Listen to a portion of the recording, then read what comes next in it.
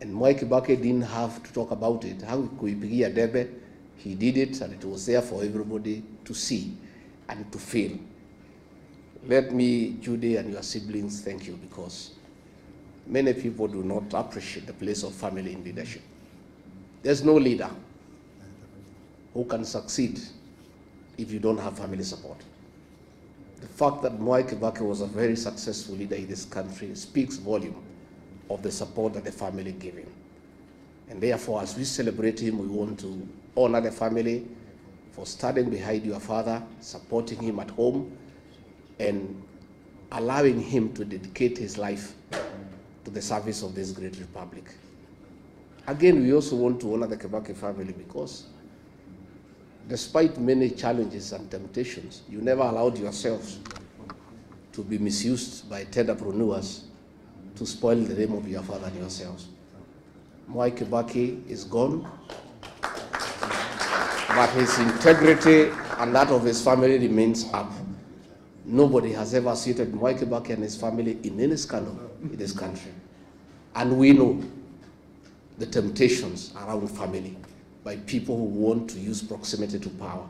So you have really dignified your father because his name is good and nobody has ever thrown him into anything that would have looked conflict of interest or commercial interest for his tenure in State House.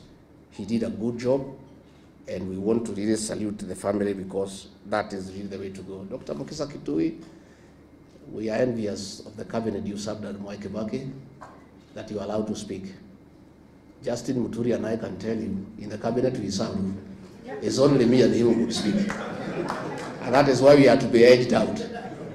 The rest are flower girls and praise and worship choir. So we would have wanted, you know, if things could reverse and we served at Mwai Kibaki, we would have enjoyed, because he would have allowed us to contribute, to make meaningful contribution to the management of the affairs of this country. Haji, I've heard you correctly about the place of DP in Othaya, but I'm more concerned not even about DP in Othaya. I am more concerned about the quality of leadership in that constituency that was led by Mwai Kibaki. A graduate of the London School of Economics, the greatest president of all times, a man who represented Othaya with wisdom, a man who was a good debater.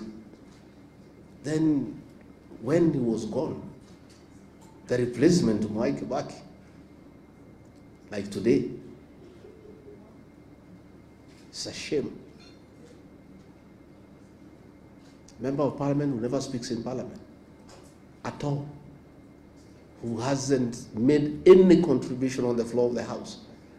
And Othaya now is a pale shadow of the Othaya under Mwai Kibaki. Coming this general election in 2027, we shall talk to the people of Othaya to dignify the late Mwai Kibaki by looking for a quality legislator who, even if he cannot measure up to the level of Mwai Kibaki, can be there 60–70%. But the present situation in Othaya is embarrassing and is very demeaning to the late Mwai Kibaki and his family. And Othaya people are crying for a change, and we'll be having conversation with them so that they can look for quality leadership that can be able to hold the name of that great old man in high repute.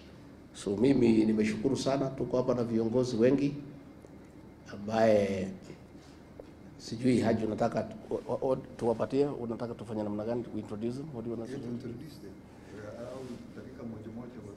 Yeah, tuko na the Honorable Eugene Wamalwa, kiongozi wetu.